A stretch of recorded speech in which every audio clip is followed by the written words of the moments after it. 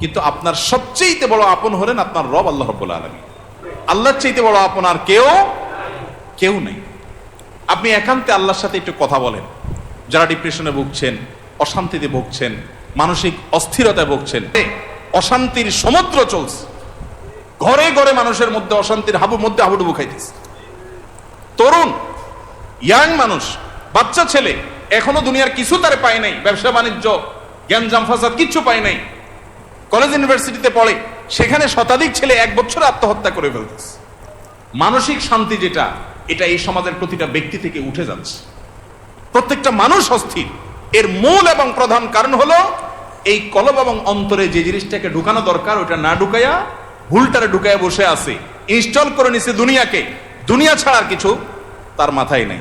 একজন আলটিমেটলি এটা কি, তার অন্তরে যদি আল্লাহকে স্থান দিত, আল্লাহকে যদি সবচেয়ে বেশি ভালোবাসতো, আল্লাযীনা আমানু আশাদ্দু হুব্বাল, তার অন্তরে যদি আল্লাহর সাথে মহব্বত সবচেয়ে বেশি থাকতো, আল্লাহর সন্তুষ্টিটাকে সবকিছুর উপর যদি প্রায়োরিটি দিত, তাহলে এরকম কেউ তার জীবন থেকে চলে গেছে, কেউ আসছে, কোনো দোস্ত নারাজ হয়ে গেছে, কিছু টাকা লস হয়ে গেছে, একটা ব্যবসা ছুটে গেছে, কিছু ক্ষতি হয়ে গেছে, এগুলোর কোনোটি তার জীবনে কোনো প্রকার প্রভাব ফেলতো কি হয়েছে, এগুলা গেছে আরো আসবে, না আসলোই না, তাতে কি সমস্যা?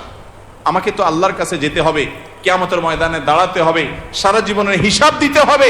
আমি সেই জায়গায় কি হিসাব দিতে পারবো, সেই জিনিসটা আমি ঠিক রাখতে পেরেছি কিনা, এটাই হলো আমার মূল